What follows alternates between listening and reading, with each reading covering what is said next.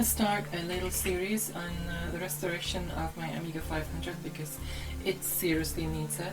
And it needs a recap really badly because it just keeps crashing and it's just getting worse and worse to the point of, when you turn the Amiga on, it doesn't even turn on sometimes. It's just left at the black screen unless you turn it off and on or something like this. So clearly it's some capacitor issue here. So normally with my restorations I start off with the internals. I start replacing the capacitors and so forth, or sorting out and fixing any electronics that need fixing, but this time what I'm going to do is start out on the external casing, and there's a reason for that. Now recently there's a lot of talk going around about retrobrighting and other methods of brighting, and I'm going to talk about a few things because first of all, even with retrobrighting I found it uncomfortable. There's always been this inner feeling of no, don't do this, so I've always avoided retrobrighting. What I want to do today is actually just give this a good clean. However, I also wish to compare the reduction of yellowness before and after the clean. But there's also other options, no, it's not just, you cannot just clean a case and de-yellow it. I'm well aware of this. Now then, around on social media I've seen a lot of before and after pictures, before and after comparison pictures of people doing, certain methods of retrobrighting or sunbrighting or brightening up their retro systems, whatever you want to call it. And to be honest, I'm not that convinced by them. I'll tell you exactly why. And that is because they're not done in the same location with the same lighting, and you just cannot tell the difference. I mean, if you look at quite a few of them, you'll notice that the countertop has had a nice retrobright or sun brightening along with people's carpets. Do you know what I mean? It's sort of like, come on, you need a good comparison to be more convincing, and there needs to be a point of reference. I would not accept a photograph without a point of reference. Now, one good point of reference would be something white, like a sheet of paper here. That would be a good point of reference. Or, as I said, anything white. This is like perfectly white, and this is going to be there with a certain lighting, fixed lighting, fixed camera settings. Make it manual, make the auto balance be manual, make the shutter speed, everything be manual. So, and keep it that way. Now, one good little extra that's going to be a point of reference is having something else that is supposed to be the color the Amiga is. Whether it could be, an external drive which has not yellowed. Actually, this is really beautiful. It's not yellowed at all. Or if you're lucky, you have not used your Amiga upside down all these years. So you can take out the trapdoor and use that as a second point of reference. Now what I'm going to do here is disassemble this Amiga here, and I'm going to wash the casing of it, and I'm going to do a before and after shot of washing this, and show you exactly how to do a before and after shot properly.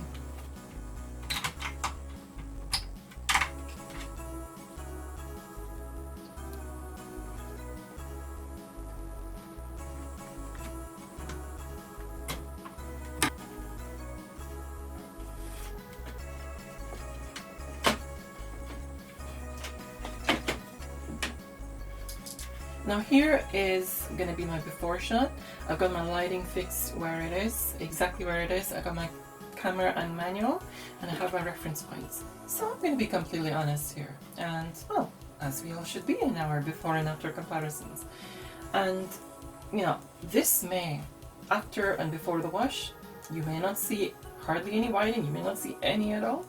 You'll definitely see some lighting because it's going to be nice and clean as compared to all the gunk and whatever residue is stuck on there for many years.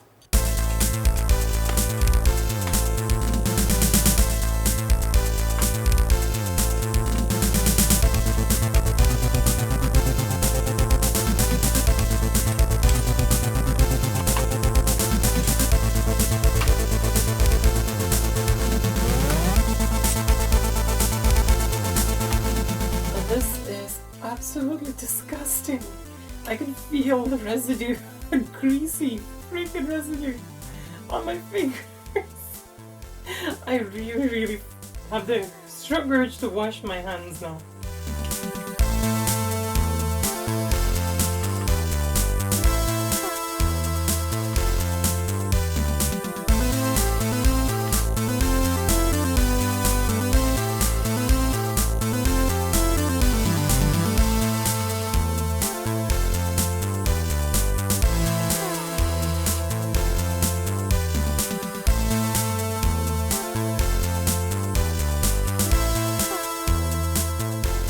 And this is why Amiga keyboards are an absolute freaking pain with restoration. There's too many of these small bitty bits to put together. I want this washed. Look at this freaking state of it.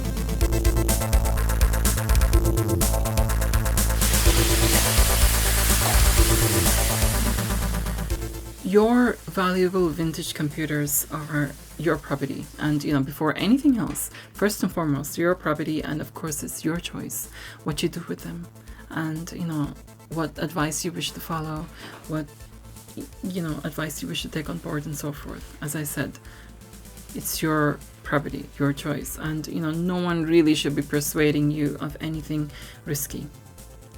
Now, what has concerned me recently is I've seen a lot of on social media, I've seen a lot of images pop up, these before and after images pop up, which, to be honest, I'm not convinced by because of the way they've been taken, and people putting their computers out in the sun and to whiten them. My first reaction was, the sun is what made them yellow in the first place. If let's say, for example, your Amiga was sat in the corner of the room where the sun's hitting it all the time, right? For many years. Now, it goes yellow. Don't you think at some point it would have started going white again? It's kind of just like simple. Do you know what I'm saying? It's a bit weird. Anyway, either way, I'm not even convinced by Retrobrite, because these things are harsh. They're changing the structure of your computer, your retro computer, whether it's Amiga, C64, Atari, whatever it is. It's sentimental, right? Either you've kept it from childhood and you've still got it now, or you lost it in childhood or your teens and you've rebought it now, and you're enjoying it, or you're new, whatever it is. Even if it's not personal, these computers are actually very precious because they're not in production. Commodore's gone. You're not going to get an Amiga again brand new. You're not going to get a Commodore 64 or Atari or anything like this. You know what I mean? It's too much of a risk. You'll be messing with things. You're messing with the structure of it. And not only that, what's happening is that the amount of photographs that I saw of people just straight putting their computers out in the sun, with the PCBs still inside, and there's damage being caused to the PCB. You know what I mean? Because of the heat. There's a lot of heat happening. So there's, the PCBs can be PCB is going to be damaged with that. The capacitor is going to be damaged. A lot of components. Electrons are not supposed to be overheated like this. You know what I mean? My natural instinct is to get things working and fix things and restore things. So it's kind of what's concerning me, seeing all this. So with all these thoughts in my mind, I decided to go to my friends. A couple of my friends I contacted and I told them about this craze going on, with this light brighting, sunbrighting, or whatever it is. They had the same concerns. My friend Axel, he's very passionate about retro computers and so forth, and he's also a good researcher. He's a fantastic researcher, to be honest. I'll be open here. I'm not somebody who's convinced easily, but I cannot just take information on board just like this. I have to question it. I'm not convinced. I have to question it. I have to kind of test it out, so forth, or consult somebody, and Now, there's very few people whose advice I would actually take on board, and very few people who I would consult. I can count them on one hand. Axel is one of them. It's like a gift or something, you know. He's very driven this way. He's a passionate person. He's a developer, so forth. And you know, he did a lot of research. He waded through so many documents, so many articles and scientific papers and so forth. And he, as I said, to my surprise, he created this page, which is, you know, all the bullet points, the most important parts of all these scientific documents and so forth. And, you know, he put them in one presentable page, and I was just like, wow, Axel, this is, you know, it is beautifully presented. It's comprehensible. Anybody can read it and understand it straight away. It's not complicated language, really. So it's, you know, I will link that in the description below, by the way, that page. Now, what always surprises me is that anybody who does retrobrighting or talks about retrobrighting, doesn't matter, big YouTuber or whoever it is, they always talk about bromine being the cause of the yellowing, you know, process. Now, as I said, what surprised me, I will read from this page, this article. Bromine, used as a flame retardant in the ABS plastic, does not cause the yellowing. It's a common misconception. That's news to me, because I was just like, I always thought that. It just goes to show, doesn't it? You cannot just, like, you know, take on board any sort of information. This is misconception. So it's, what are the things have we taken on board that are not actually true? Makes you think. Now, what the yellowing process is caused by is the plastic itself slowly changing chemical composition. It will also make the plastic brittle over time, and there's no known way to stop it 100%. Again, this was my concern. This is one of the reasons why I didn't do Retrobrite. I knew that it was doing something to the structure of the plastic, and that is what was not convincing me with this. You know, I'm just like, okay, this seems too much of a quick fix. And the sunbrighting is like even more so too much of a quick fix. Do you know what I mean? There's no quick fix. There's no magic pill out there that makes, you know, it makes everything okay. Do you know what I mean? It's so this, I always get suspicious by quick fixes, you know, and this is kind of like that. Now the process is triggered by heat or UV light, the degradation process, that is, and the UV light influences it more than heat does. So the ABS degradation that occurs at normal operating temperatures, 40 degrees Celsius, is not the same as the one occurring when higher heat is applied, 80 degrees and above. The low temperature process over time will affect the entirety of the plastic, while the highest temperature degradation usually occurs on a thin layer of the surface. Now, here kind of this makes me think about, okay, despite being not so convinced by the before and after photographs, you know, come on, despite not being convinced by them or convinced by the other photographs, yeah, I do believe that you will probably get some yellowing that's going to fade, but what that is, it's just like a temporary on the surface level. What you're doing, the yellowing is going to come back with a vengeance, and not only that, it will weaken the plastic. These are real issues. I know there's like a strong sense of, in some people, strong sense of arguing against this. It's like, oh, it's not proven, it's not this. To be honest, what makes me a little suspicious is why are they trying so hard to kind of prove that this is safe when there's more risk when you try it. Do you know what I'm saying? There's a bit of, you need to kind of think, it's better to be safe and not do it until you know what you're doing, until you know what effect it has on your system, than to actually do it, because not doing it is stupid. It's your choice. If you want to do it, go ahead. So it's a bit, it's something just doesn't sit right about this with me. So I'm just like, this is my, you know, to be honest, I personally don't care who came up with this, who's spreading it, who's doing what. My concern, as is Axel's concern, as is many of my friends' concerns, are the vintage computers themselves, you know, because they're precious. Let's be real here. They are. And, you know, there's no quick fix for them.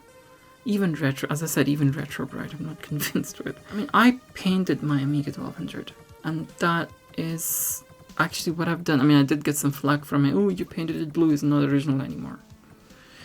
But what I've actually done is preserved it. Because if you think about it, exposure to UV light is what triggers this degradation process of, and, you know, continues it. So what I've done is, you know, covered it, protected it from the UV light, if you think about it. Now, what's there to stop you? If you don't want to paint it blue, if you don't want to paint it red, if you don't want to paint it any other pink or whatever color, you know, people have painted it out there. What's stopping you from buying beige paint, the same shade as what the Amiga used to be, and painting over that? It's not stupid. It's better than it being yellow. And not only that, what you'll be doing is you'll be preserving the actual plastic structure of the plastic itself. You know what I mean? So it's better than yellow. Definitely better than yellow. I know the keys are a bit of a tricky thing. You know, I understand that. I totally get that. And I wish there was an easier solution. I mean, okay, keycaps are available. And yes, they're ideal. Definitely ideal. But, you know, they are pretty expensive. The reason for this is not to persuade anybody. The reason for this is to kind of just make you think about it before doing anything drastic, you know what I mean? Anyway, so now to continue with my Amiga 500 restoration. So after a good long thorough session of cleaning this very well, I won't be able to tell simply because, you know, I need the comparison, and I can only tell once I edit. So, you know, I've got my reference here, the white reference. I got my reference here, the unwashed trapdoor of this, and as well as, you know, the disk drive there. And to me, you know, without looking at any comparison or any before photograph or anything like that, it actually seems that before there was more of a yellow hitting my eyes. It just seems to have toned down slightly. So, you know, it's not de-yellowed it, but it's, you know, it's actually toned it down. Definitely I feel this, I sense it. You know, you just can't.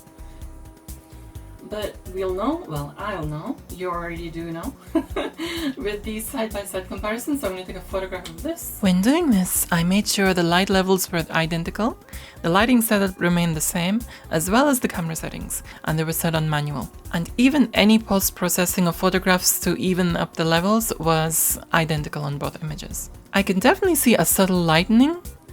You know, off camera it definitely feels noticeably less yellow and much smoother. I mean, it's subtle, but definitely noticeable. My main point, however, is the before and after photographs really need this kind of attention, a reference point or two. In this case, there were even 3. I'll just do it one row at a time, because just in case you put them all on, and then you accidentally knock it and it'll go boing. You just wasted all your time then, really. No, look at that. So clean. It's brand new. It really does feel brand new. That's the really nice thing, having a nice clean keyboard. There's nothing like it. Honestly, it feels brand new. Yeah, my brain is misfiring because I'm it reminded me of those, you know those little frogs you got? Those plastic frogs, they just go, and they go boing. Just remind me of that. No, QWERTY. I'm so used to putting QU, that's why I invented my own keyboard standard. QWERTY. I do something wrong and I say it in the video, I correct myself in the video, and then you get like about 60 people in the comments like saying, use this word. You wasted the breath of your life just telling somebody something they already know.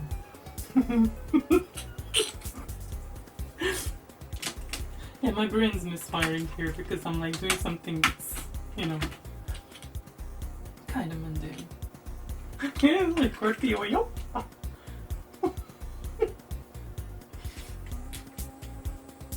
Nice, clean, fresh keyboard.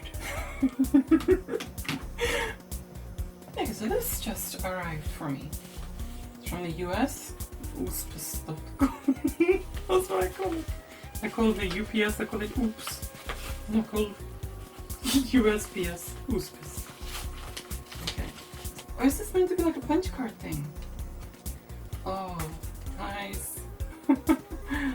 My friend Rob met up with Inverse Face. And oh, you must check this guy out. He's cool if you don't know about him already. And I will link his website in the description below. And Inverse Face said, you know, to pass this on to me. Oh, bless! Thank you so much. This has put a smile on my face. I love this. One special one for my CD collection.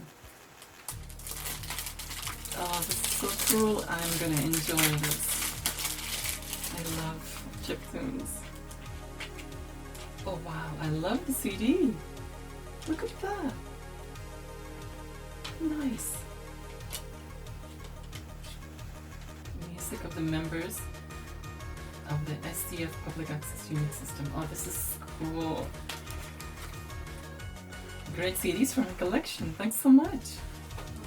Okay, so a little basic keyboard power up test.